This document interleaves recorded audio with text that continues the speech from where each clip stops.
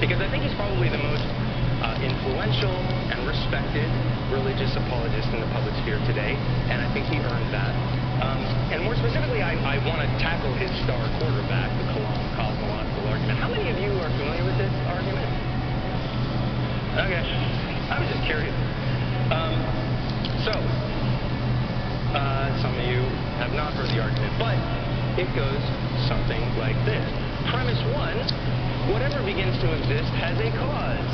Premise 2, the universe began to exist. Conclusion, therefore, the universe had a cause. There's all kinds of great objections to this. Obviously, getting from cause to eternal, all-knowing, all-powerful, personal, moral God is quite a leap and a debate unto itself. And so is the idea that the universe began to exist in any meaningful sense in the first place. That's not clear at all, scientifically or philosophically. But my focus here is going to be that first premise. Whatever begins to exist has a cause, because I think that's the one that most people on both sides take for granted. Now, the perceived strength of this is that it's simple and elegant and intuitive, but I'm about to argue that once you look under the hood, that is simply not true. So I want to talk to you about this causality thing, what it is and how it works, and the tremendous qualitative difference between any causal event we've ever actually observed and the kind of causal event that God creating the universe would have to be.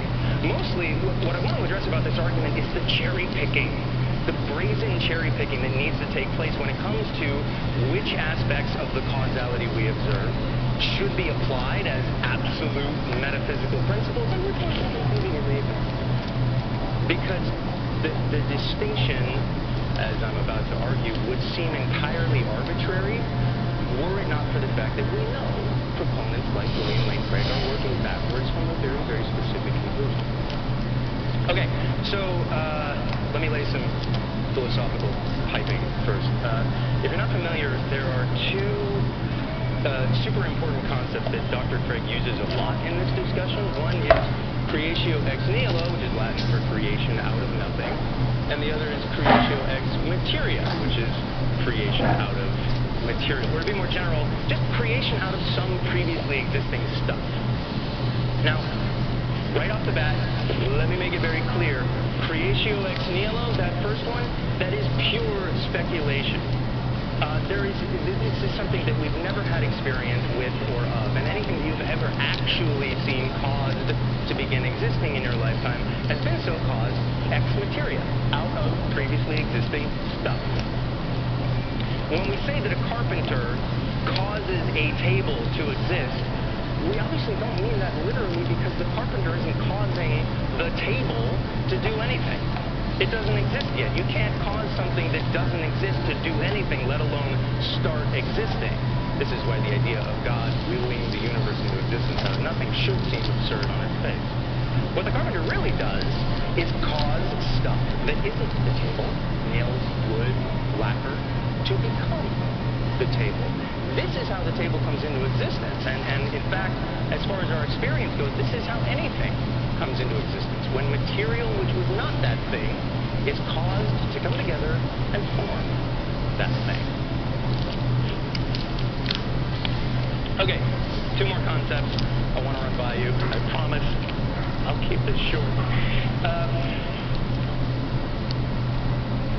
Okay, Aristotle had this really kind of helpful way for talking about causes. He said that there are different aspects to the creation of a thing that we could be talking about. One of them, there were four, but one of them is its efficient cause, and the other is its material cause. The efficient cause is the thing that you normally picture when you think of the word cause. It's either the entity or the action which is responsible for bringing the thing into existence. So if we take the example of a marble sculpture, its efficient cause would either be the sculptor or the active chiseler, both of those work.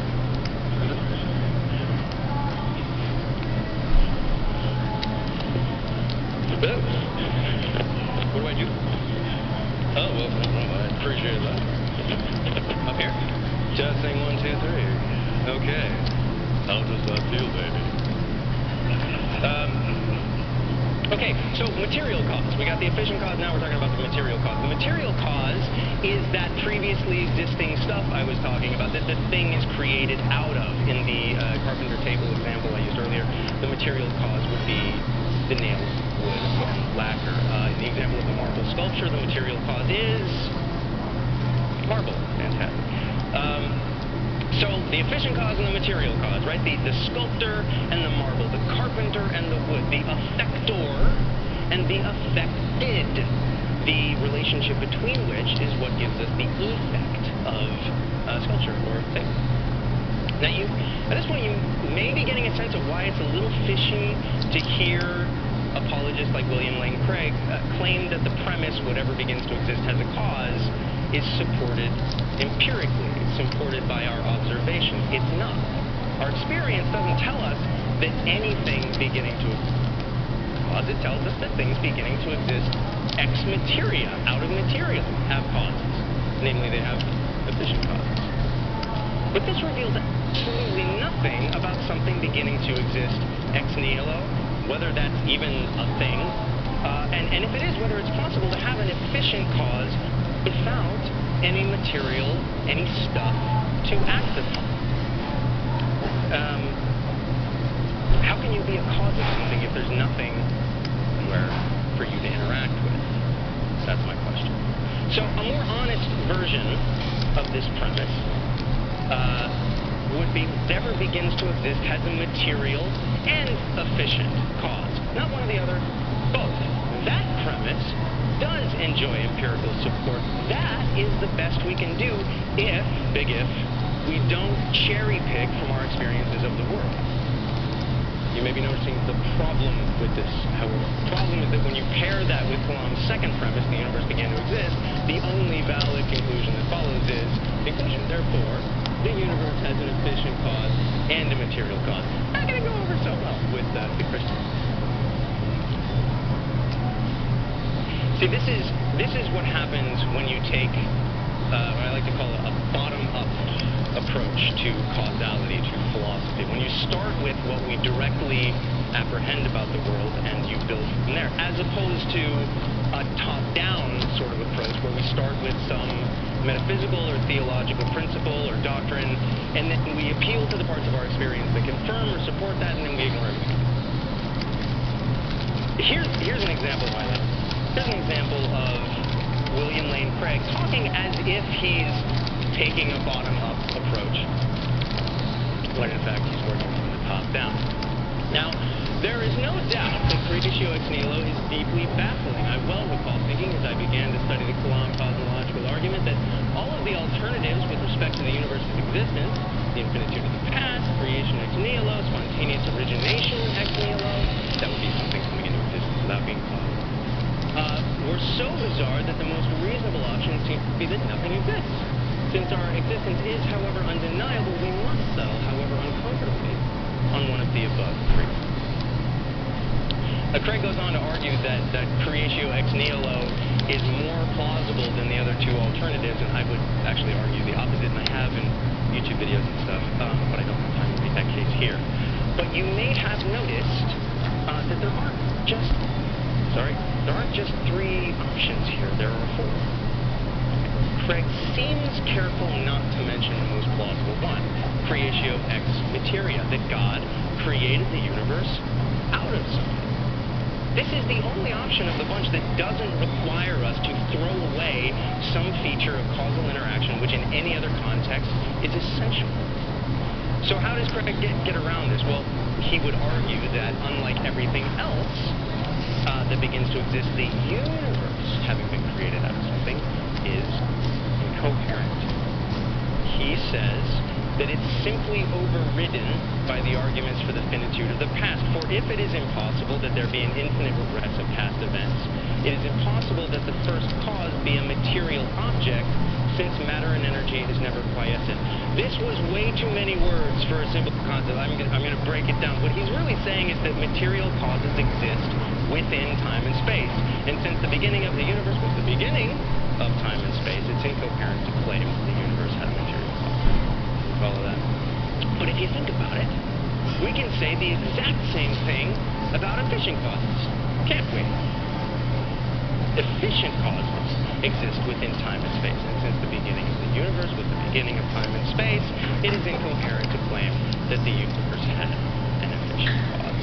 What should follow from Craig's reasoning here is that the universe having any cause, efficient or material, is overridden by the arguments for the finitude of the past. I mean, after all, this would make sense, right? Everything we know about cause and effect from looking at the world around us tells us that when new things are caused to exist, it is by the interaction of efficient causes with material causes within time and space. In the observable, testable, knowable world around us, things do not and cannot be caused to begin existing without each of these elements. Now, this is the part where I always think that Craig would take the opportunity to try and minimize what our empirical experience can actually tell us about, general metaphysical truths, but he doesn't do that. In fact, Craig doubles down, and he insists that anyone who isn't willing to apply our empirical knowledge of causality within the physical universe to the whole of reality is, quote-unquote, blind to the evidence. The problem is that by doing this, he doesn't realize that he's falling on his own sword. Quote, as for the objection that it is unwise to extrapolate general metaphysical truths from everyday experience, it seems to me wholly unobjectionable to say that the causal principle is basically another way of saying the first premise of the argument, enjoys experiential support. Should we just ignore the uniform data of experience in support of premise one and behave as if it were just as likely as its opposite? Talk about being blind to the evidence. End quote. But I'll bet you that Craig would immediately object to the exact same logic if we simply plug in other empirically supported features of causality that don't happen to jive with his own personal theology. Watch me play a little game. I'm going to borrow Craig's own words to make an identical argument for the premise that whatever has an efficient cause must also have a material cause. I'm going to make up a word. Let's call that the double causal principle. As for the objection that it is unwise to extrapolate general metaphysical truths from everyday experience, it seems to me wholly unobjectionable to say that the double causal principle enjoys experiential support. Should we just ignore the uniform data of experience in support of the double causal principle and behave as if it were just as likely as its opposite? Talk about being blind to the evidence. The double standard here should be obvious. Now, let's just come out and say it, guys. The real reason that Craig cherry-picks from our empirical experience in order to posit an efficient cause without a material cause of the universe is because his presupposed theology instructs him to. Here it is, right from his mouth. Let me begin by affirming, quote is a quote, let me begin by affirming that Christian theology is committed to creatio ex nihilo. That is to say, the doctrine that God created the universe without any material cause. God is the efficient cause which produced the universe, and there was no material cause. He himself created the matter and energy. When we say that matter and energy were created out of nothing, we mean merely that, although created, they were not created out of anything. Quote. Craig is not working from the bottom up. All of his reasons here are ad hoc. That is to say, he's not like following rationality wherever it leads him. The inferences he makes are designed specifically to funnel toward and conclude with his own personal theology. And if this means, ignoring his own epistemic advice, then so be it. But it shouldn't be a surprise to us because this is how the apologetic game is played. Christian first, philosopher second. Of course, this doesn't stop us from pointing out the flaws in these rationalizations. Anyway, so let's do that. Craig calls it incoherent to say that the universe itself had a material cause because the universe is here defined as I'm quoting him, is here defined as the whole of material reality. The whole of material reality cannot have had a prior material cause because if it did, then it did not really begin to exist. We follow that? Now, before I say anything else about this, it should raise an eyebrow that when it becomes convenient for him, Dr. Craig not only acknowledges, but argues from the fact that the universe is qualitatively different from everything else that begins to exist, and that what is true of causation within the universe needn't apply to the universe as a whole. This alone should cast serious doubt on the Kalam cosmological argument. But he wants to have his metaphysical cake and eat it too. So, by the way, if you didn't know, metaphysical cake is very tasty. In any case, so there's actually two distinct objections contained within this statement. And they get sort of lumped together, so let me parse that out. The first is that for the physical universe to have been made out of something, that something would need to exist prior to the universe, and the second is that it would need to be physical. Okay, let's work backwards. First, the phrase material cause, just because it has the word material in it, does not necessarily mean physical cause. So Craig is equivocating here, playing a language game. The material cause of something is just the stuff out of which it was formed, physical or otherwise. There's nothing incoherent about God forming the physical universe from some non-physical substance, especially if you already have absolutely no problem with God willing. Now let's talk about the other objection. Notice Craig's careful use of the word prior here. He says the universe could not have had a prior material cause because the beginning of the universe was the beginning of time itself. But here's the thing. Who says that the material cause of the universe had to exist prior to the universe?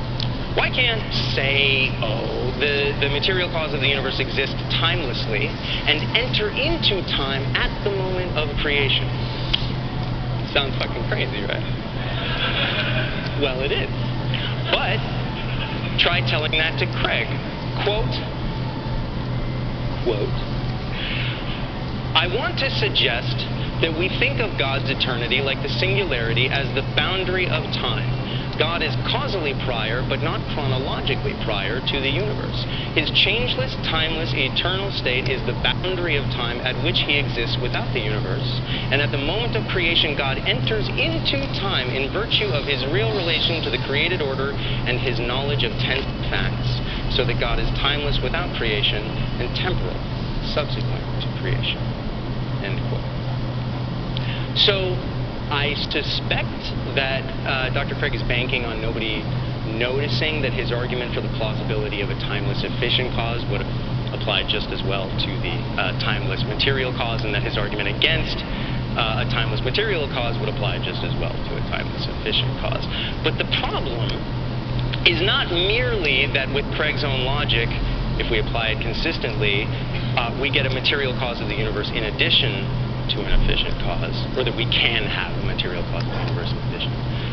The problem is that it allows for a material cause of the universe instead of an efficient cause. It's like, what? Well, okay, I'm going to let Craig do the explaining. Quote, the causal premise of the Kalam cosmological argument, namely everything begins to exist as a cause, leaves it an open question whether that cause is efficient or material, and is therefore a much more modest premise than everything that begins to exist has a material cause, or everything that begins to exist has an efficient cause. The ambiguity here is quite deliberate, and I don't think that we can call it modest, because it's a very calculated strategic move. Why wouldn't Craig simply say that everything which begins to exist has an efficient cause of its existence? I mean, after all, when we say that such and such was caused to exist, efficient causes are what we're talking about, because material causes aren't really causes at all. The material cause of X doesn't tell us how X came into being, or why, or by whom. So imagine you're standing in an art museum with Dr. Craig, which would be a really fun field trip. And you're looking at a marble statue, and you say to him, Dr. Craig, what caused this statue to begin existing? And he says, marble. Well, that doesn't answer your question, because the stuff that a thing happens to be made from is not what we're referring to when we talk about the cause of its existence. You notice the switcheroo happening here? The reason that Craig needs his first premise to exhibit this kind of elasticity is because of quantum mechanics, because on a very, very, very, very small scale, we do have real observable examples of things coming into existence uncaused. They aren't coming into existence out of thing, but they do begin to exist spontaneously without anything having caused them to do so. And if Kalam's first premise does not allow for that, then it has to be false. And Craig knows that. But look what we're left with now. I mean, this is a very, very different picture of this premise than the one we started out with when we first heard it. It's not intuitive anymore. It's not simple. It's not elegant. It's not straightforward. Now, I've explained why Craig's arguments against the universe having a material cause don't hold water because they can be used against him. And now we have Craig allowing for things to begin existing without an efficient cause so long as they have a material cause. Well, what does that even mean? I mean, what would it mean for the universe itself to have a material cause, because Craig allows for this, without an efficient cause? To have come into being from something, but not by something. What would that even look like? Well, it's pretty simple, actually. I mean, you'd have a kind of non-universe stuff existing eternally in a timeless, changeless, non-spatial state, which spontaneously erupts into the temporal spatial state of stuff we call the universe. What is this stuff, really? How did it get there in the first place? I don't know. What is God, really? How did he get there in the first place? We would have to assume that this stuff, like God, would just be there, timelessly, eternally. Now, Craig, we need to be fair about this. So Craig defines the universe as the whole of physical reality. So we have to assume that this timeless, changeless, eternal stuff whence the universe came is non-physical. Otherwise, we're not talking about the beginning of the universe anymore, but a change in states of the universe. But let's not get ahead of ourselves. I mean, at this point, what reasons do we actually have left for thinking that the whole of physical reality necessarily had a beginning? I mean, Craig's arguments for the finitude of the past don't work against the timeless, changeless state of the universe any more than they work against a timeless, changeless state of God. So according to Craig's own metaphysics, it is entirely plausible that the universe, the whole of material reality, didn't actually begin to exist at the Big Bang. It simply became temporal, maybe even physical at the Big Bang. Now, I know the knee-jerk reaction to this would be to say that such a change has no potential to occur unless it was caused to occur. But the problem with that is that an atemporal universe becoming temporal is an event occurring, not a thing beginning to exist. And as such, it's not subject to Kalam's first premise. You may think, I'm playing a little game here, but I'm not the one playing the game. Quote, my argument does not commit us to every event having a cause. What I deny is that things, substances endowed with properties can come into existence without a cause of any sort. End quote. Now, this is really shocking because Dr. Craig is a really big fan of the power of our intuitions. He always says that in addition to our experience, which I've already discussed, we know that Kalam's first premise is true because our metaphysical intuitions tell us so. So you don't expect somebody with this view to make such a counterintuitive claim. I mean, why should we think that things always require causes, but events, nah, those can just happen spontaneously on their own for no reason at all? I can't say for sure, but I'll bet you it's got something to do with free will. Thoughts, deliberation, choices, these are all events.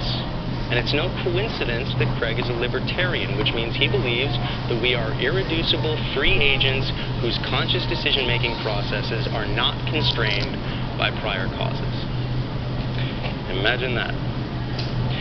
Now, personally, I don't put much stock into the reliability of my primate brain's intuitions when it comes to the ultimate nature of reality, but I'll tell you this much, my intuition that events don't begin to occur uncaused is just as strong as my intuition that things don't begin to exist uncaused. So not only is Dr. Craig working backwards from his conclusion by cherry-picking from our experience, he does it by cherry-picking from our intuitions as well.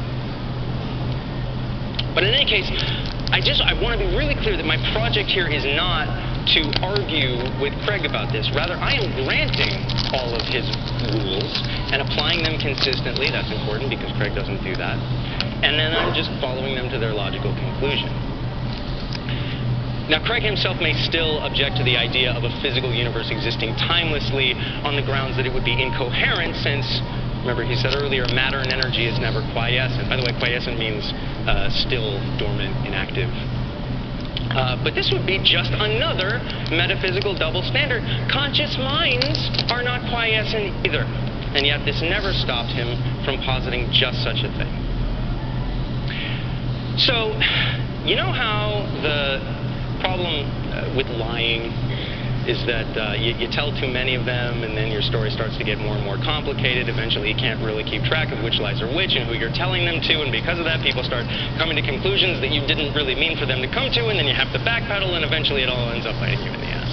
Well, there's kind of a parallel to that in philosophy, especially bad philosophy. When you commit yourself to working backwards from a single conclusion, and your entire reasoning process becomes about protecting this precious conclusion from being falsified at all costs, you might start to lose track of what other kinds of conclusions your inferences commit you to, or commit you against. And then when you discover that your own rationalizations could be used against you, you have to do damage control by supplementing those rationalizations with certain principles or axioms that require rationalizations of their own, which can also be used against you. And at a certain point, you may not even realize that you have been arguing against yourself. What I hope to have shown you here is that ultimately, all of the apologetic gymnastics that allow a religious apologist like Dr. Craig to end up with an efficient cause of the universe, God, without a material cause, can likewise be employed by anyone to end up with an efficient cause and a material cause of the universe, a material cause without an efficient cause, and even a universe that never began to exist in the first place. Now, I hope it's clear that I am not in any way giving an endorsement to any of these cosmological options I've been discussing here. I'm just fighting bad philosophy with good philosophy. My criticism of Craig is a kind of reductio ad absurdum, or reduction to absurdity. I'm using Craig's own reasoning against him. I am showing that were it not for an inflexible prior commitment to a theological doctrine, he would never in a million years be taken in by such reckless inferences. Is there any actual evidence for the universe having an efficient cause but not a material cause? Or vice versa? Or both? Or neither? No. The most honest answer is we don't know. And we can't know yet because we don't have enough to go on. We've known for a very long time that reality does not behave the way our brains evolved to think it behaves. But if you're going to play that game, if you're going to make up rules about how the world has to work, even in circumstances about which we have no data, and you're going to use those rules to insist that the universe we live in could not possibly exist unless certain religious beliefs are true, then you are going to be spending a lot of time running around putting out small fires that you didn't realize you started. And eventually, you're going to get burned. Thank you.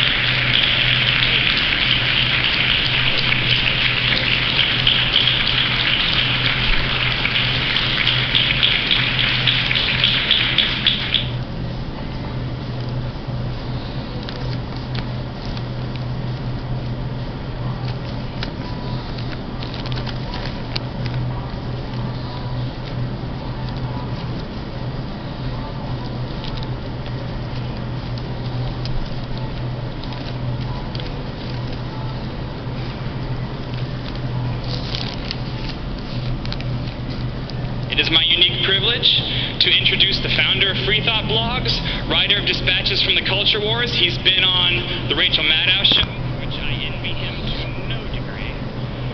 But my personal friend and one of the most unbiased, clear thinkers and writers in all of the atheist movement. Please give a warm, godless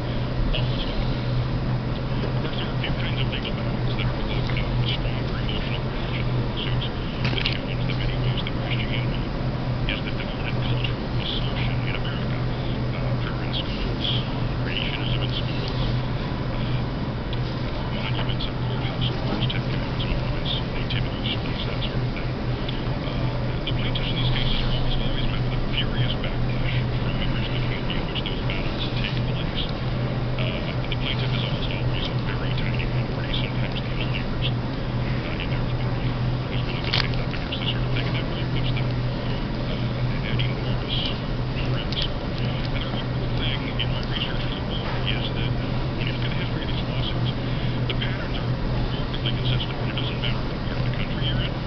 You might think that would be worse, maybe in the deep south. It's not. Some of these cases have taken place in one took place in Rhode Island, which is founded by the man who coined the phrase separation of church and state. It doesn't matter when you're looking at. I'm going to go in the book back all the way to the 1930s, cases like this, and all the way up to the present day. You get the same exact reaction. Those who challenge Christian privilege are ostracized, bullied, harassed. Often also the victims of vandalism, loss of lawyers, documents, and sometimes very serious violence. Children are assaulted, sometimes their parents are too. Homes are burned down, families are chased out of town by the proverbial pitchforks and torches. Before I get to some of the stories of those blankets, I want to give a little history and some background on legal paths that they go on. Of course, the question of the relationship between church and state was considered such an important one by the men who framed the Constitution that those who held the Bill of Rights began the very first amendment by addressing them. Of course, the first clauses, the first amendment say, Congress shall make no law respecting the establishment of religion or prohibiting the free practice thereof, either known as the Establishment Clause or the Free Exercise Clause. Like most of the provisions of the Bill of Rights, these operate as restrictions on government action. The government may not establish a religion or prohibit someone from practicing their religion within some, there are exceptions, of course. And the text says explicitly that